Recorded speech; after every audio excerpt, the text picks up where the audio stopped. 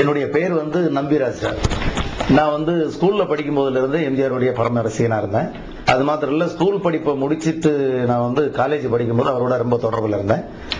அப்போ காலேஜ் முடிச்ச உடனே பிலிம் இன்ஸ்டியூட்ல சேர சொல்லி அவர் தான் சொல்லி ஆலோசனை பண்ணி பிலிம் இன்ஸ்டியூட்ல சேர்த்து படிக்க வச்சதான் அவர் தான். அதுக்கப்புறம் வந்து சினிமாவில் நான் வந்தேன். சினிமாவில் முதல் படம் வந்து உதயமாகிறதுன்னு ஒரு படம் டைரக்ட் பண்ணேன். அது வந்து ஸ்டேட் அவார்டு, சப்சிடி, பெஸ்ட் ஃபிலிம்ன்றதும் கிடைச்சது.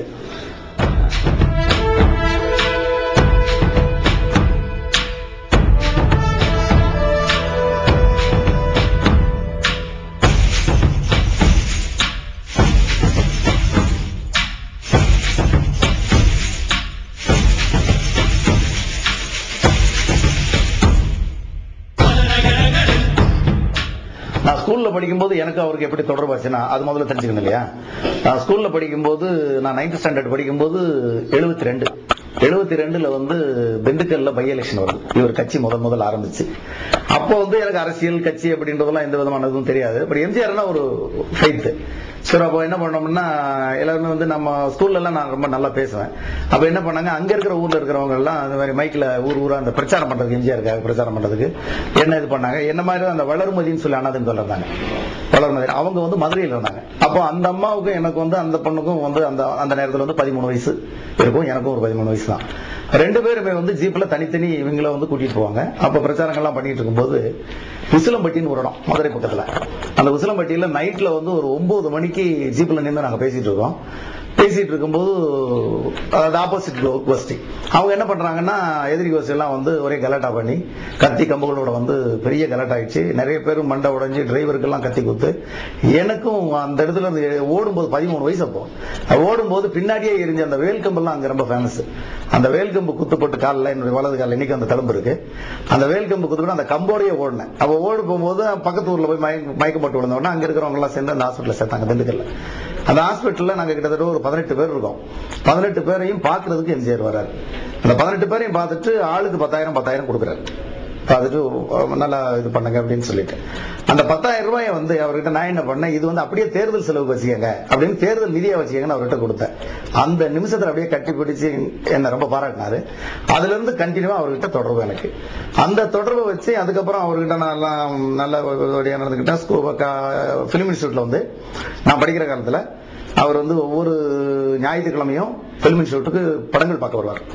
இங்க நம்ம இந்தியாவில் ரிலீஸ் ஆன படங்களும் சரி, ஃபாரின் படங்களும் சரி, அவர் வந்து படங்கள் பார்க்க வருவார்.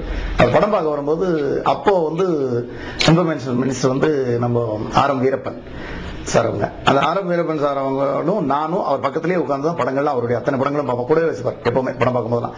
அந்த அனுபவத்திலையும் தான் நான் வந்து சினிமாவில் வந்து டைரக்டர் ஆகணும்னு நினைச்சேன். நான் படிச்சது ஆக்டிங் கோர்ஸ்.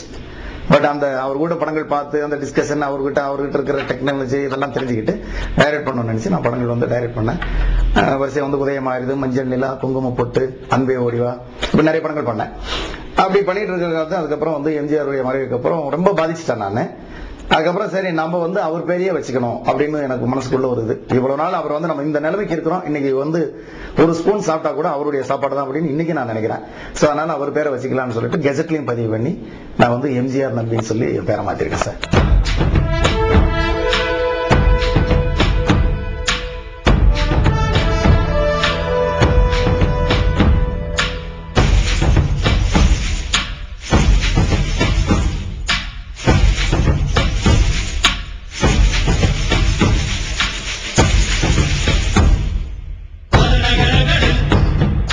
உங்களில் ஒரு படம் வந்து, அதாவது நான் பிலிம் இன்ஸ்டியூட்ல நடிப்பு பயிற்சி படிச்சதுனால அவர் என்ன பண்ணாருன்னா, நீ ஏன் கதாநாயகனா நடிக்க கூடாது அப்படின்னு சொல்லிட்டு ஒரு கதை ஆலோசனை சொன்னார். அப்போ இன்னைக்கு கங்கை அமரன் இன்னைக்கு இருக்கிறாரு. கங்கை அமரனும் நானும் தான் ஒரு கதையை டிஸ்கஸ் பண்ணி அவர்கிட்ட போய் சொல்றோம். கதையை வந்து 4 மணி நேரம் சளைக்காம கேட்கிறாரு. கேட்டுட்டு அதுக்கு ஐடியாஸுக்கு சொல்றாரு, எப்படி பண்ணலாம்னு சொல்றாரு. மறுபடியும் நீங்க மாம்பழம் ஆபீஸ்க்கு வாங்கன்னு கூப்பிடுறாரு. திருப்பி நாங்க ராமாவரம் தோட்டத்துல இருந்து மாம்பழம் ஆபீஸ்க்கு போறோம். அங்கேயும் ஒரு 4-5 மணி நேரம் எங்களோட கதை விவாதத்தில் இருக்கிறார். சோ அமரும் நானும் சேர்ந்து உருவாக்குன கதை அது. அந்த கதையை வந்து உங்களில் ஒருவன் சொல்லிட்டு டைட்டில் வச்சு படம் பண்றதுக்கு பிளான் பண்ணோம். அப்படி பிளான் பண்ணும்போது அந்த படத்துக்கு பூஜைக்கு நீங்களே வந்து ஆரம்பிச்சு வச்சா நல்லா இருக்கும் அப்படின்னு கேட்டோம். இன்விடேஷன் அடிச்சாச்சு. அடிச்சதுக்கு அப்புறம் திடீர்னு பார்த்தா அப்போ வந்து பாரதியார் சிலைய டெல்லியில பாராளுமன்றத்தில் திறக்கிறாங்க. அதாவது 1986 பிப்ரவரி 4ஆம் தேதி தலைவர் வந்து பிப்ரவரி 2ஆம் தேதி போயிடுறாரு. சோ 2ஆம் தேதி சாயங்காலம் அங்க போயிடுறாரு. நான் அதே பூஜைக்கு என்ன பண்றதுன்னு எங்களுக்கு ஒண்ணுமே புரியல. இவர் வர சொல்லிட்டு போய் இன்விடேஷன் அடிச்சுமே பேப்பர் விளம்பரம் கொடுத்துட்டோமே அப்படின்னு சொல்லிட்டு இருந்தோம். அப்ப கூட ஏவிஎம் சரவணன் சார் கூட சொன்னார், என்னையா நீங்க எல்லாம் வந்து 2 பக்கமெல்லாம் விளம்பரம் கொடுக்குறீங்க, முதல் 2 பக்கம் விளம்பரம் தான் பாக்குறேன் அப்படின்னு அவரு சொல்லுவார்.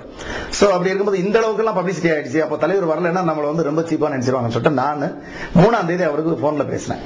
போன்ல பேசும்போது இல்ல ஃபங்க்ஷன் முடிச்சு நான் வரேன், என்னுடைய வாழ்த்துக்கள் இருக்கு அப்படின்னு சொல்லிட்டு ஒரு முழுப்பக்க விளம்பரம் நான் கொடுக்குறேன்னு சொல்றாரு. அதே மாதிரி இப்ப முழுப்பக்க விளம்பரம் கொடுத்தது நீங்க உங்களுக்கு எல்லாம் தெரியும் நினைக்கிறேன். முழுப்பக்க விளம்பரம் அவருடைய லெட்டர் ஹெட்லயே இது மாதிரி தம்பி இவருடைய படம் வந்து வெற்றி பெற வாழ்த்துக்கள் அப்படின்னு சொல்லி கொடுத்திருந்தாரு. சோ அன்னைக்கு நைட் நான் பேசும்போது இல்ல தலைவரே, நீங்க என்னதான் வந்து நீங்க கொடுத்தா கூட நீங்க நேரா வந்தாதான் நல்லா இருக்கும்னு ஒரு வார்த்தை மட்டும் தான் சொன்னேன். ஆனா தொண்டனை மதிக்கிற ஒரு பெரிய தலைவர் என்ற ஒரே உதாரணம், அன்னைக்கு நைட்டே லேட் பிளைட்டை பிடிச்சு வந்துடுறாரு. வந்து காலையில ஏவிஎம் ஸ்டுடியோக்கு 7:30 வர்றாரு. 7:30 மணிக்கு வந்து 8 மணிக்கு பூஜை ஆரம்பிக்கிறாரு. எல்லா மினிஸ்டர்ஸ் இருக்காங்க, ஏவிஎம் சரவணன், நம்பியார் சாமி எல்லாருமே இருக்கிறாங்க. இன்னைக்கு ஏவிஎம் வந்து பூஜை ஆரம்பி அவர் வந்த உடனே சொன்ன வார்த்தை, நாளைக்கு பாரதியார் சில திருப்போல இன்னைக்கு காலையில ஆனா இவனுக்காக வந்தேன்னு சொன்னார். அப்படிப்பட்ட ஒரு பேரை நான் வைக்காம என்ன சார் செய்ய முடியும்? பொறுத்துன்ற படம் சார். இப்ப வந்து நான் வந்து ரொம்ப நாள் கேப் சார், இப்போ சினிமாவில் ரொம்ப நாள் கேப். நான் கிட்டத்தட்ட 12 வருஷம் கேப். இதுக்கு இடையில நான் வந்து பிசினஸ்ல இதுல இறங்கிட்டேன். இப்போ லண்டன்லயும் எனக்கு வந்து கொஞ்சம் பிசினஸ், கிட்டத்தட்ட ஒரு 10 கேமரா வந்து அங்க வாடகைக்கு போயிட்டு இருக்கு. ஒரு ரெஸ்டாரண்ட் ஒன்று பிளான் பண்ணிட்டு இருக்கோம். இந்த நேரத்தில் நான் என்ன பண்ணேன், லண்டன்ல ஒரு 3 இயர்ஸ் 2 வருஷம் வந்து லேட்டஸ்ட் பிலிம் டெக்னாலஜியை பத்தி நான் இப்போ வந்து லண்டன் நேஷனல் பிலிம் டெக்னாலஜின்னு ஒன்று இருக்காங்க. அங்கதான் பெரிய பெரிய ஹாலிவுட் ஆர்டிஸ்ட்லாம் படிச்சிருக்காங்க. அங்க வந்து நான் டைரக்ஷனை பத்தியும் போஸ்ட் ப்ரொடக்ஷனை பத்தியும் கத்துக்கிட்டேன். சோ இனிமே இந்த பொறுத்துன்னு ஒரு சப்ஜெக்ட், இந்த கேப்ல வந்து ஒரு 10-15 சப்ஜெக்ட் ரெடியா இருக்கு வித் டைலாக்ஸ், போர்டு ஒரு கூட ரெடி. சோ அந்த கதைகளை 1 by 1 இன்னில இருந்து பண்ண நினைக்கிறேன். அதுக்கு முதல் படம் என்னன்னா, இத்தனை நாள் கேப்ல நான் பண்றதுனால பொறுத்துன்னு ஒரு டைட்டில் வச்சு அந்த படத்தை இப்போ பண்ண போறேன் சார். லேட்டஸ்ட் டெக்னாலஜியோட இப்போ ஆர்டிஸ்ட் தேர்வுலாம் நடந்துகிட்டு இருக்கு. பல முன்னணி நட்சத்திரங்களும் நடிப்பாங்க, புதுமுகங்களும் இதில் இருப்பாங்க. கூடிய விரைவில் அறிவிப்போம்.